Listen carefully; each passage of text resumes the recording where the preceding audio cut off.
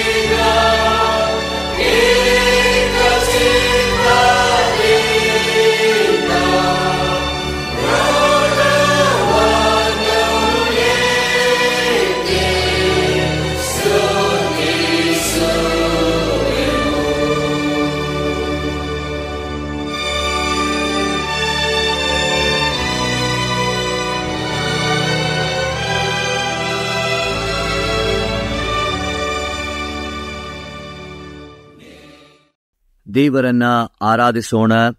ಆರಾಧನಾ ಕ್ರಮ ಪುಸ್ತಕ 3ನೇ ವಿಧಾನದ 2ನೇ ಭಾಗವನ್ನ ನಾವು ಅನುಸರಿಸೋಣ. 3ನೇ ವಿಧಾನದ 2ನೇ ಭಾಗವನ್ನ ನಾವು ಅನುಸರಿಸೋಣ. ಕರ್ತನು ತನ್ನ ಪರಿಶುದ್ಧ ಮಂದಿರದಲ್ಲಿದ್ದಾನೆ. ಭೂಲೋಕವೆಲ್ಲ ಆತನ ಮುಂದೆ ಮೌನವಾಗಿರಲಿ. ಆತನ ಸಾನ್ನಿಧ್ಯದಲ್ಲಿ ಮಾನ ಮಹಿಮೆಗಳು, ಆತನ ಪವಿತ್ರಾಲಯದಲ್ಲಿ ಬಲ ಸೌಂದರ್ಯಗಳು ಇರುತ್ತವೆ. ನಾನಂತೂ ನಿನ್ನ ಮಹಾಕೃಪೆಯನ್ನು ಹೊಂದಿದವನಾಗಿ ನಿನ್ನ ಮಂದಿರದೊಳಗೆ ಪ್ರವೇಶಿಸುವೆನು. ನಿನ್ನಲ್ಲಿಯೇ ಭಯಭಕ್ತಿಯುಳ್ಳವನಾಗಿ ನಿನ್ನ ಪರಿಶುದ್ಧ ಆಲಯದ ಕಡೆಗೆ ಅಡ್ಡ ಬೀಳುವೆನು. ಕರ್ತನು ನನಗೆ ಬೆಳಕು, ರಕ್ಷಕನೂ ಆಗಿದ್ದಾನೆ. ನಾನು ಯಾರಿಗೆ ಭಯಪಟ್ಟೆನು? ಕರ್ತನು ನನ್ನ ಪ್ರಾಣದ ಆಧಾರನು, ನಾನು ಯಾರಿಗೆ ಹೆದರೇನು? ಆತನು ನಮ್ಮ ಪಾಪಗಳಿಗೆ ಸರಿಯಾಗಿ ನಮ್ಮನ್ನು ಶಿಕ್ಷಿಸಲಿಲ್ಲ, ನಮ್ಮ ಅಪರಾಧಗಳಿಗೆ ತಕ್ಕಂತೆ ದಂಡಿಸಲಿಲ್ಲ. ಭೂಮಿಯ ಮೇಲೆ ಆಕಾಶವು ಎಷ್ಟು ಉನ್ನತವೋ ಆತನಲ್ಲಿ ಭಯಭಕ್ತಿಯುಳ್ಳವರ ಮೇಲೆ ಆತನ ಕೃಪೆಯು ಅಷ್ಟು ಅಪಾರವಾಗಿದೆ. ಕರ್ತನ ಮಹೋಪಕಾರಗಳಿಗೆ ಬದಲೇನು ಮಾಡಲಿ? ರಕ್ಷಣಾ ಪಾತ್ರೆಯನ್ನು ತೆಗೆದುಕೊಂಡು ಕರ್ತನ ನಾಮವನ್ನು ಪ್ರಖ್ಯಾತಿಪಡಿಸುವೆನು. ಒಟ್ಟಾಗಿ ಕರ್ತನೇ, ನನ್ನ ಶರಣನೇ, ನನ್ನ ವಿಮೋಚಕನೇ, ನನ್ನ ಮಾತುಗಳು ನನ್ನ ಹೃದಯದ ಧ್ಯಾನವು ನಿನಗೆ ಸಮರ್ಪಕವಾಗಿರಲಿ. ನಮ್ಮ ಕಣ್ಣುಗಳನ್ನ ಮುಚ್ಚಿದವರಾಗಿ ಕಳೆದ ವಾರದಲ್ಲಿ ನಾವು ತಿಳಿದಾಗಿಯೋ ಮಾಡಿರುವಂತಹ ಪಾಪಗಳನ್ನ ದೇವರ ಮುಂದೆ ವಿನಯದೊಡನೆ ಅರಿಕೆ ಮಾಡಿಕೊಳ್ಳೋಣ. ನಾವು ಬಹಳ ತಪ್ಪು ಮಾಡಿ ಮನೋವಾಕಾಯಗಳಿಂದ ಪಾಪ ಮಾಡಿದ್ದೇವೆಂದು ನಮ್ಮ ಸೃಷ್ಟಿಕರ್ತನೂ ವಿಮೋಚಕನೂ ಪರಿಪಾಲಕನೂ ಆದ ಸರ್ವಶಕ್ತನ ದೇವರಿಗೆ ಅರಿಕೆ ಮಾಡುತ್ತೇವೆ. ಆದ ಕಾರಣ ನಮ್ಮ ಮೇಲೆ ದಯವಿಡುವಂತೆ ದೇವರನ್ನು ಪ್ರಾರ್ಥಿಸುತ್ತೇವೆ. ಸರ್ವಶಕ್ತನಾದ ದೇವರೇ, ನಮ್ಮ ಮೇಲೆ ಕರುಣೆ ಇಟ್ಟು ನಮ್ಮ ಪಾಪಗಳನ್ನೆಲ್ಲ ಕ್ಷಮಿಸಿ ಎಲ್ಲಾ ಕೇಡಿನಿಂದ ನಮ್ಮನ್ನು ಬಿಡಿಸು. ಎಲ್ಲಾ ಸದಾಚಾರದಲ್ಲಿ ನಮ್ಮನ್ನು ನೆಲೆಗೊಳಿಸಿ ಬಲಪಡಿಸಿ ನಿತ್ಯ ಜೀವದಲ್ಲಿ ಸೇರಿಸೆಂದು ನಮ್ಮ ಕರ್ತನಾದ ಯೇಸು ಕ್ರಿಸ್ತನ ಮುಖಾಂತರ ನಿನ್ನನ್ನು ಬೇಡಿಕೊಳ್ಳುತ್ತೇವೆ. ಆಮೆನ್. ನಮ್ಮ ಪಾಪಗಳನ್ನ ಒಪ್ಪಿಕೊಂಡಂತ ನಾವು ದೇವರಿಂದ ಸಿಗುವಂತ ಕ್ಷಮೆಯನ್ನ ಹೊಂದಿಕೊಳ್ಳೋಣ. ದೇವರೇ, ಸದಾ ಕರುಣೆ ತೋರಿಸುವುದು, ಕ್ಷಮಿಸುವುದು ನಿನ್ನ ಸ್ವಭಾವವೇ ಆಗಿದೆ. ನಮ್ಮ ಬಡ ಭಿನ್ನಹಗಳನ್ನು ಲಾಲಿಸಿ ನಮ್ಮ ಪಾಪಗಳ ಸಂಕೋಲೆಯಿಂದ ನಾವು ಬಂಧಿತರಾಗಿದ್ದರೂ ಕರುಣಾಸಾಗರನಾದ ನೀನು ನಮ್ಮ ಮಧ್ಯಸ್ಥನೂ ಸಹಾಯಕನೂ ಆಗಿರುವ ಯೇಸು ಕ್ರಿಸ್ತನ ಘನಕ್ಕಾಗಿ ನಮ್ಮನ್ನು ಬಿಡುಗಡೆ ಮಾಡಬೇಕೆಂದು ನಿನ್ನನ್ನು ಬೇಡಿಕೊಳ್ಳುತ್ತೇವೆ. ಆಮೇನ್. ದೇವರನ್ನ ಸ್ತುತಿಸುವ ಹಾಗೆ ಸಂಕೀರ್ತನೆಯನ್ನ ಹಾಡಿಕೊಳ್ಳೋಣ.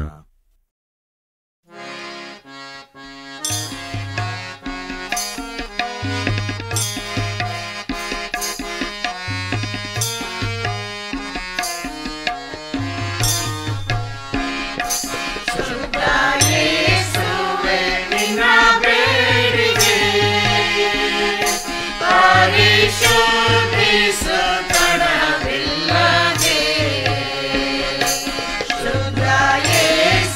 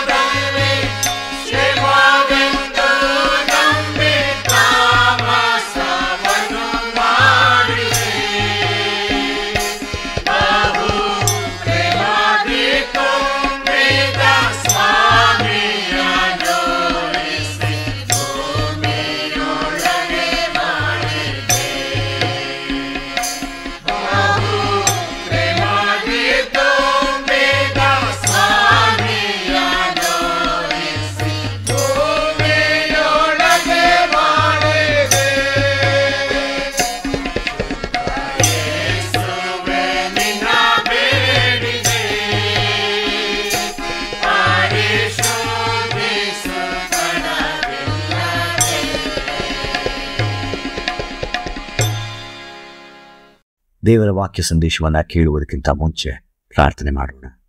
ದೇವರೇ, ನಮ್ಮೊಡನೆ ನೀನು ತಾನೇ ಮಾತನಾಡು. ನಿನ್ನ ವಾಕ್ಯಗಳ ಮೂಲಕ ನಮ್ಮ ಜೀವಿತವನ್ನು ಕ್ರಮಪಡಿಸು. ಆಮೆನ್.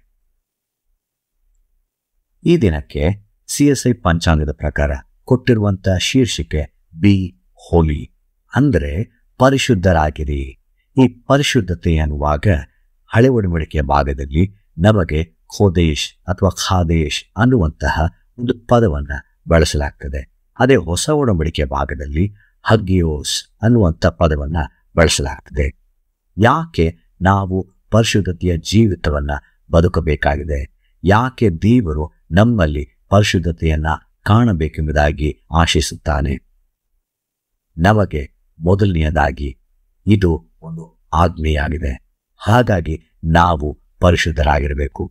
ಪೇತ್ರನ ಮೊದಲನೇ ಪತ್ರಿಕೆ 14ರಿಂದ 16ನೇ ವಚನವರೆಗೂ ನಾವು ನೋಡಿಕೊಳ್ಳುವಾಗ, ನೀವು ಮುಂಚೆ ಅಜ್ಞಾನಿಗಳಾಗಿದ್ದಾಗ ನಿಮಗಿದ್ದ ದುರಾಶೆಗಳನ್ನು ಅನುಸರಿಸಿ ನಡೆಯುವವರಾಗಿರದೆ ನಿಮ್ಮನ್ನು ಕರೆದಾತನು ಪರಿಶುದ್ಧನಾಗಿರುವುದರಿಂದ ಅದರ ಪ್ರಕಾರವೇ ನೀವು ವಿಧಿಯರಿಗೆ ತಕ್ಕಂತೆ ನಿಮ್ಮ ಎಲ್ಲ ನಡವಳಿಕೆಯಲ್ಲಿ ಪರಿಶುದ್ಧರಾಗಿರಿ. ನಾನು ಪರಿಶುದ್ಧನಾಗಿರುವುದರಿಂದ ನೀವು ಪರಿಶುದ್ಧರಾಗಿರಬೇಕು ಎಂದು ಬರೆದದೆಯಲ್ಲ. ಮೊದಲನೆಯದಾಗಿ ಇದು ದೇವರಿಂದ ನಮಗೆ ದೊರಕಿರುವಂತಹ ಒಂದು ಆಜ್ಞೆಯಾಗಿದೆ. ದೇವರು ಪರಿಶುದ್ಧನಾಗಿರುವಂತಹ ಕಾರಣದಿಂದ ನಾವು ಸಹ ಪರಿಶುದ್ಧರಾಗಿರಬೇಕು. ಏಷಾಯನಿಗೆ ದೇವರು ಪ್ರಕಟನಾದಾಗ ಅಲ್ಲಿ ಸೆರಾಫಿಯರು ಸಹ ದೇವರನ್ನ ಕಾಣದೆ ತಮ್ಮ ಕಣ್ಣುಗಳನ್ನು ಮುಚ್ಚುತ್ತಾ ಪರಿಶುದ್ಧನು ಪರಿಶುದ್ಧನು ಪರಿಶುದ್ಧನು ಅನ್ನುವಂತಹ ಘೋಷಣೆಯನ್ನ ಮಾಡುವಂಥದ್ದನ್ನು ನಾವು ಕಾಣ್ತೇವೆ. ಇದು ಕೇವಲ ದೇವರಿಂದ ದೊರಕಿರುವಂತಹ ಆಜ್ಞೆ ಮಾತ್ರವೇ ಅಲ್ಲ, ಜೊತೆಗೆ ನಾನು ನೀವು ಮೀಸಲಾದ ಜನಾಂಗವಾಗಿದ್ದೇವೆ. ಧರ್ಮೋಪದೇಶ ಕಾಂಡ 7ನೇ ಅಧ್ಯಾಯ 6ನೇ ವರ್ಷದಲ್ಲಿ ಹೇಳುತ್ತೆ, ಯಾಕೆಂದರೆ ನೀವು ನಿಮ್ಮ ದೇವರಾದ ಯೆಹೋವನಿಗೆ ಮೀಸಲಾದ ಜನರಾಗಿದ್ದೀರಲ್ಲವೇ. ಹಾಗಾಗಿ ನಮಗೂ ಸಹ ಒಂದು ಜವಾಬ್ದಾರಿ ಇದೆ. ಕೇವಲ ದೇವರು ಪರಿಶುದ್ಧನಾಗಿರುವುದಕ್ಕೆ ನಾವು ಪರಿಶುದ್ಧರಾಗುವಂಥದ್ದಲ್ಲ, ನಾವು ಸಹ ದೇವರು ಆದುಕೊಂಡ ಜನರಾಗಿರುವಂಥ ಕಾರಣದಿಂದ ನಾವು ಪರಿಶುದ್ಧರಾಗಿರಲೇಬೇಕು ಅನ್ನುವಂತಹ ಒಂದು ಪರಿಸ್ಥಿತಿ. ಪೇತ್ರನ ಮೊದಲನೇ ಪತ್ರಿಕೆ 2ನೇ ಅಧ್ಯಾಯ 9ನೇ ವಚನದಲ್ಲೂ ಸಹ ಇದೇ ನಮಗೆ ಹೇಳ್ತದೆ, ನೀವಾದರೂ ನಿಮ್ಮನ್ನು ಕತ್ತಲೆಯೊಳಗಿಂದ ಕರೆದು ತನ್ನ ಆಶ್ಚರ್ಯಕರವಾದ ಬೆಳಕಿನಲ್ಲಿ ಸೇರಿಸಿದಾತನ ಗುಣಾತಿಶಯಗಳನ್ನು ಪ್ರಚಾರ ಮಾಡುವವರಾಗುವಂತೆ ದೇವರಾದುಕೊಂಡ ಜನಾಂಗವು, ರಾಜವಂಶಸ್ಥರಾದ ಯಾಜಕರು, ಮೀಸಲಾದ ಜನವು, ದೇವರ ಸ್ವಕೀಯ ಪ್ರಜೆಯು ಆಗಿದ್ದೀರಿ. ದೇವರು ಪರಿಶುದ್ಧನಾಗಿದ್ದಾನೆ, ಅದೇ ರೀತಿಯಲ್ಲಿ ನಾವು ಪರಿಶುದ್ಧರಾಗಿರಬೇಕು.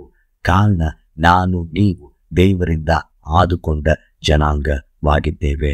ಅದೇ ಆತನ ಹೋಲಿಕೆಗೆ ಸರಿಯಾಗಿ ಆತನ ರೂಪದಲ್ಲಿ ನಾವು ಮಾಡಲ್ಪಟ್ಟಿದ್ದೇವೆ ಎಂಬುದಾಗಿ ಹೇಳುವಾಗ ದೇವರಿಗೆ ಹೋಲಿಕೆಯಾಗಿ ನಿಂತಿರುವಂಥದ್ದು ಆ ಪರಿಶುದ್ಧತೆ ಅನ್ನುವಂತಹ ಒಂದು ಕೊರ.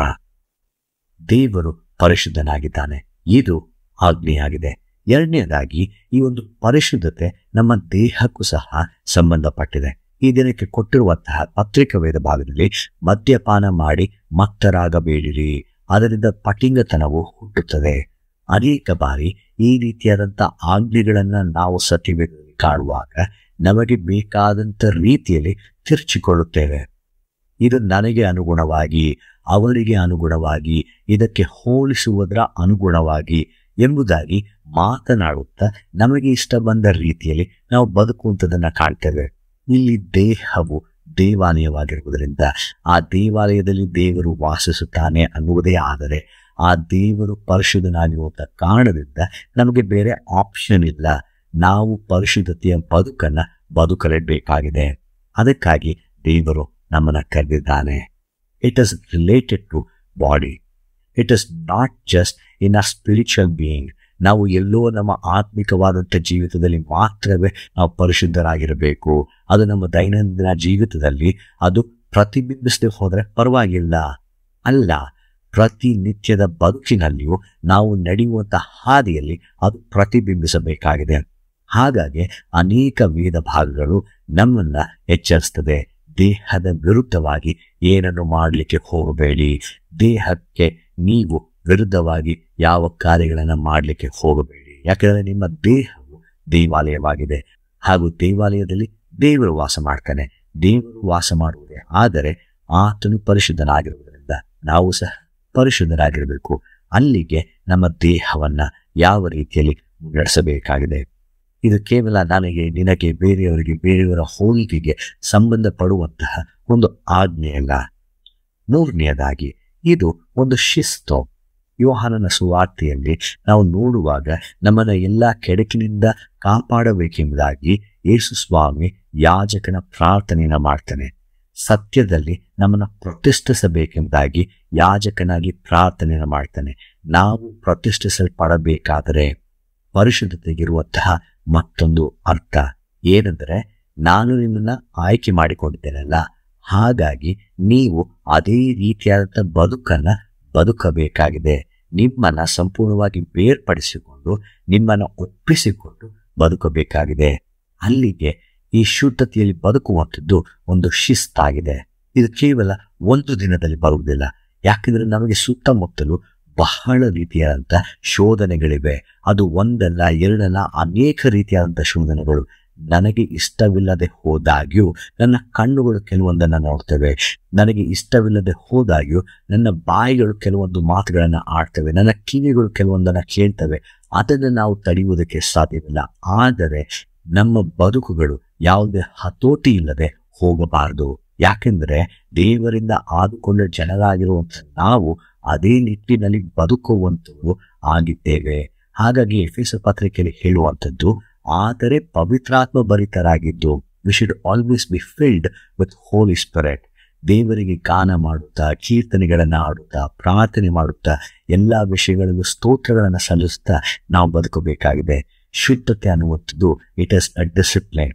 ನಾವು ಯಾವುದಾದ್ರೂ ಒಂದು ಕಾರ್ಯವನ್ನು ಮಾಡಬೇಕಾದ್ರೆ ಅದಕ್ಕೆ ಬೇಕಾಗಿರುವಂತಹ ರೀತಿಯಲ್ಲಿ ನಮ್ಮ ದೇಹವನ್ನು ದಂಡಿಸ್ಕೊಳ್ತೇವೆ. ನಾವು ಫಿಟ್ ಆಗಿರಬೇಕಾದ್ರೆ ಎಕ್ಸಸೈಸನ್ನು ಮಾಡಲೇಬೇಕು. ನಾವು ಸರಿಯಾದ ಆರೋಗ್ಯವನ್ನು ಪಡೆದವರಾಗಿ ಬದುಕಬೇಕಾದ್ರೆ ಅದಕ್ಕೆ ಸಂಬಂಧಪಟ್ಟಂಥ ಆಹಾರವನ್ನು, ನಿದ್ದೆಯನ್ನು, ಬೇಕಾಗಿರುವಂಥ ಪೋಷಣೆಯನ್ನು ಪಡೆದುಕೊಳ್ಳಲೇಬೇಕು. ಅದೇ ರೀತಿಯಲ್ಲಿ ನಾವು ಪರಿಶುದ್ಧರಾಗಿ ಬದುಕಬೇಕಾದರೆ ಅದಕ್ಕೆ ಬೇಕಾಗಿರುವಂಥ ಶಿಸ್ತಿನ ಜೀವಿತವನ್ನು ಅಳವಡಿಸಿಕೊಳ್ಳಲೇಬೇಕು. ಆ ಸಮಯದಲ್ಲಿ ನಮಗೆ ಅದು ಒಂದು ರೀತಿಯಾಗಿ ನೋವನ್ನು ತರುವಂಥದ್ದಾಗಿರ್ತದೆ. ಲೋಕದಿಂದ ದೂರ ನಮ್ಮನ್ನು ಕರೆದುಕೊಂಡು ಹೋಗ್ತದೆ. ಬೋರಿಂಗ್ ಆಗಿರುತ್ತೆ, ಇಂಟ್ರೆಸ್ಟಿಂಗ್ ಆಗಿರೋದಿಲ್ಲ. ಅಯ್ಯೋ, ಇದರಲ್ಲಿ ಏನು ಇಷ್ಟೊಂದು ಸಪ್ಪೆ ಆಗಿದೆ ಎಂಬುದಾಗಿ ಅನಿಸ್ತದೆ. ಆದರೆ ನಮ್ಮ ನಿತ್ಯ ಜೀವಿತದ ಬದುಕಲ್ಲಿ, ದೇವರ ಜೊತೆಗಿನ ಬದುಕಲ್ಲಿ ನಮಗೆ ಹೆಚ್ಚಿನ ಸಂತೋಷವನ್ನು ತರುವಂಥದ್ದಾಗಿರ್ತದೆ. ನಮ್ಮ ಜೀವಿತ ದೇವರೊಡನೆ ನಾವು ಚೆನ್ನಾಗಿ ಬದುಕಬೇಕಾದರೆ ಆ ಶಿಸ್ತಿನ ಜೀವಿತವನ್ನು ಅಳವಡಿಸಿಕೊಳ್ಳಬೇಕಾಗಿದೆ.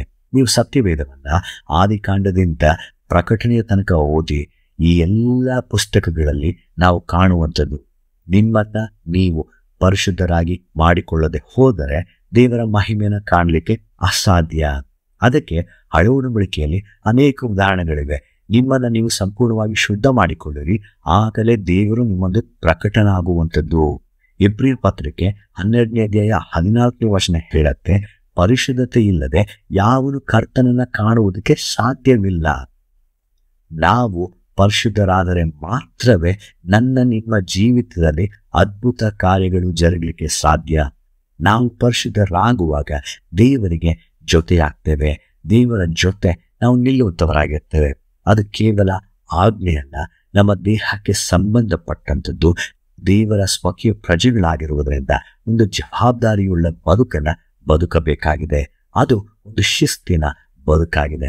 ದೇವರೊಂದಿಗೆ ನಿಕಟವಾಗಿ ನಿತ್ಯ ಜೀವಿತದಲ್ಲಿ ಪಾಲುಗಾರರಾಗಬೇಕಾದರೆ ಪರಿಶುದ್ಧತೆಯ ಜೀವಿತವನ್ನು ಅಳವಡಿಸಿಕೊಳ್ಳಬೇಕಾಗಿದೆ. ಯೆಶಾಯನು, ನಾನು ಹೊಲಸುತುಟಿಯವರ ಮಧ್ಯದಲ್ಲಿ ವಾಸ ಮಾಡುವಾತನು ಅಂದಾಕ್ಷಣ ತಂಡಸದಿಂದ ಕೆಂಡವನ ತಂದು ನಾಲಿಗೆಯನ್ನು ಮುಟ್ಟಿಸಿದಾಕ್ಷಣ, ಪರಿಶುದ್ಧತೆಯ ಜೀವಿತವನ್ನು ಹೊಂದಿದಾಕ್ಷಣ ದೇವರ ನಿಯೋಗವನ್ನು ಮುಂದೆ ನಡೆಸುವುದಕ್ಕಾಗಿ ಆತನು ಸಿದ್ಧರಾಗ್ತಾನೆ. ನಾವು ದೇವರ ನಿಯೋಗದಲ್ಲಿ ಪಾಲುಗಾರರಾಗಬೇಕಾದರೆ ಈ ಪರಿಶುದ್ಧತೆಯ ಜೀವಿತವನ್ನು ಅಳವಡಿಸಿಕೊಳ್ಳಬೇಕಾಗಿದೆ. ನಿಮ್ಮ ಜೀವಿತ ಹೇಗಿದೆ? ನಿಮ್ಮ ಜೀವಿತವನ್ನು ಹೇಗೆ ರೂಪಿಸಿಕೊಳ್ಳಬೇಕೆಂದಿದ್ದೀರಾ? ನಮಗೆ ಇಷ್ಟ ಬಂದ ರೀತಿಯಲ್ಲಿ ನಾವು ದೇವರ ಆಜ್ಞೆಯನ್ನು ತಿರುಚುವುದಕ್ಕೆ ಸಾಧ್ಯವಿಲ್ಲ. ದೇವರು ನಿಮ್ಮನ್ನು ಆಶೀರ್ವದಿಸಲಿ. ಆಮೆನ್. ದೇವರ ವಾಕ್ಯ ಸಂದೇಶವನ್ನು ಕೇಳಿದಂಥ ನಾವು ನಮ್ಮ ನಂಬಿಕೆಯನ್ನು ದೃಢಪಡಿಸಿಕೊಳ್ಳುವ ಹಾಗೆ ಅಪೋಸ್ತಲರ ವಿಶ್ವಾಸ ಸೂತ್ರವನ್ನು ಏಕ ಮನಸ್ಸಿನಿಂದ ಒಟ್ಟಾಗಿ ಅರಿಕೆ ಮಾಡೋಣ. ಪರಲೋಕ ಭೂಲೋಕಗಳನ್ನು ಸೃಷ್ಟಿಸಿದ ಸರ್ವಶಕ್ತನಾಗಿರುವ ತಂದೆಯಾದ ದೇವರನ್ನು ನಂಬುತ್ತೇನೆ. ಆತನ ಏಕ ಕುಮಾರನಾಗಿರುವ ನಮ್ಮ ಪ್ರಭುವಾದ ಯೇಸು ಕ್ರಿಸ್ತನನ್ನು ನಂಬುತ್ತೇನೆ. ಈತನು ಪರಿಶುದ್ಧಾತ್ಮನಿಂದ ಕನ್ಯಾ ಮರಿಯಳ ಗರ್ಭದಲ್ಲಿ ಧರಿಸಲ್ಪಟ್ಟು ಆಕೆಯಲ್ಲಿ ಹುಟ್ಟಿ ಪೊಂತಿ ಪಿಲಾತನ ಆಧಿಪತ್ಯದಲ್ಲಿ ಶ್ರಮೆ ಹೊಂದಿ ಶಿಲುಬೆಗೆ ಜಡಿಯಲ್ಪಟ್ಟು ಸತ್ತು ಹೂಣಲ್ಪಟ್ಟು ಪಾತಾಳಕ್ಕೆ ಇಳಿದು ಮೂರನೇ ದಿವಸದಲ್ಲಿ ಸತ್ತವರೊಳಗಿಂದ ಎದ್ದು ಪರಲೋಕಕ್ಕೆ ಏರಿ ಹೋಗಿ ಸರ್ವಶಕ್ತನಾಗಿರುವ ತಂದೆಯಾದ ದೇವರ ಬಲಪಾರ್ಶ್ವದಲ್ಲಿ ಕುಳಿತುಕೊಂಡು ಇರುತ್ತಾನೆ. ಈತನು ಅಲ್ಲಿಂದ ಬಂದು ಬದುಕಿರುವವರಿಗೂ ಸತ್ತವರಿಗೂ ನ್ಯಾಯ ತೀರಿಸುವನು ಎಂಬುದನ್ನು ನಂಬುತ್ತೇನೆ. ನಾನು ಪರಿಶುದ್ಧಾತ್ಮನನ್ನು ನಂಬುತ್ತೇನೆ. ಒಂದೇ ಪರಿಶುದ್ಧ ಕ್ರೈಸ್ತ ಸಭೆಯು, ಭಕ್ತರ ಅನ್ಯೋನ್ಯತೆಯು, ಪಾಪದ ಪರಿಹಾರವು, ದೇಹದ ಪುನರುತ್ಥಾನವು, ನಿತ್ಯ ಜೀವವು ಉಂಟೆಂಬುದನ್ನು ನಂಬುತ್ತೇನೆ. ಆಮೆನ್. ನಮ್ಮ ಆರಾಧನೆಯನ್ನ ಅಂತ್ಯಗೊಳಿಸುವ ಹಾಗೆ ಕಡೆಯ ಸಂಗೀತವನ್ನ ಹಾಡಿಕೊಳ್ಳೋಣ.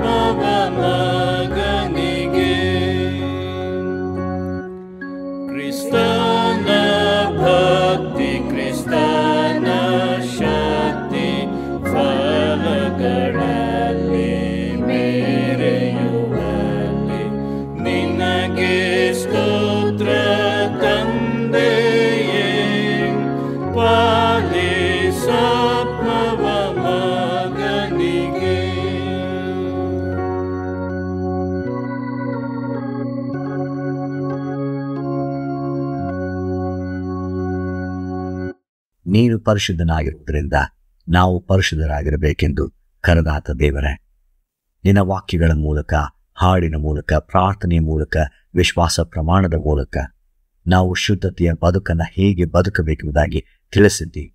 ಆ ಶಿಸ್ತಿನ ಜೀವಿತದ ಎಡೆಗೆ ನಮ್ಮನ್ನು ನಡೆಸು. ನೀನು ಕೊಟ್ಟಿರುವಂಥ ಆಜ್ಞೆ ಶುದ್ಧತೆಯಲ್ಲಿ ಬದುಕುವಂಥದ್ದಾಗಿರ್ತದೆ.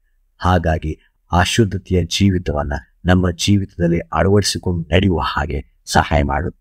ನಾವು ಬಿದ್ದು ಹೋದಾಗ್ಯೂ ನೀನು ತಾನೇ ಪವಿತ್ರಾತ್ಮನ ಮೂಲಕ ನಮ್ಮನ್ನು ಮೇಲೆತ್ತು ಸ್ವಾಮಿ. ಈ ಆರಾಧನೆಯಲ್ಲಿ ನಮ್ಮ ಜೊತೆ ನಡೆದಕ್ಕಾಗಿ ನಿನಗೆ ಸ್ತೋತ್ರ. ನಮ್ಮನ್ನು ಉತ್ತಮವಾದ ರೀತಿಯಲ್ಲಿ ನಡೆಸೋದಕ್ಕಾಗಿ ನಿನಗೆ ಸ್ತೋತ್ರ. ಈ ವಾರವೆಲ್ಲ ನಿನ್ನ ಶುಭವೂ ಕೃಪೆಯು ನಮ್ಮನ್ನು ಹಿಂಬಾಲಿಸುವಂಥದ್ದಾಗಿರಲಿ. ನಿನಗೆ ತಕ್ಕ ಜೀವಿತವನ್ನು ಬದುಕುವ ಹಾಗೆ ನಮಗೆ ಯಾವಾಗಲೂ ಸಹಾಯ ಮಾಡು. ಯೇಸುವಿನ ಹೆಸರಿನಲ್ಲಿ ಪ್ರಾರ್ಥನೆಯನ್ನು ಬೇಡಿಕೊಳ್ಳುತ್ತೇವೆ. ಆಮೆನ್.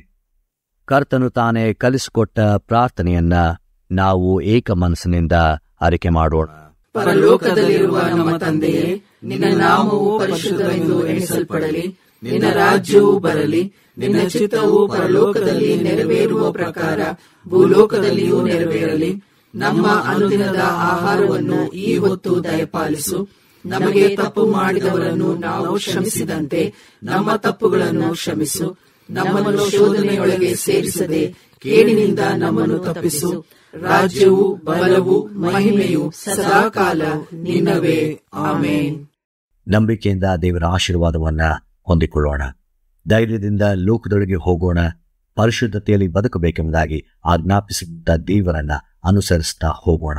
ನಮ್ಮ ಜೀವಿತಗಳನ್ನ ಆತನಿಗೆ ಮುಡುಪಾಗಿ ಇಡೋಣ. ಹೀಗೆ ಮಾಡುವ ಹಾಗೆ ತಂದೆಯಾದ ದೇವರ ಪ್ರೀತಿಯು, ಮಗನಾದ ಯೇಸು ಕ್ರಿಸ್ತನ ಕೃಪೆಯು, ಪರಿಶುದ್ಧಾತ್ಮನಾದ ದೇವರ ಅನ್ಯೋನ್ಯತೆಯು, ಸಹವಾಸವು ಈಗಲೂ ಯಾವಾಗಲೂ ನಮಗೆ ನೆರವಾಗಿರಲಿ. ಆಮೆನ್.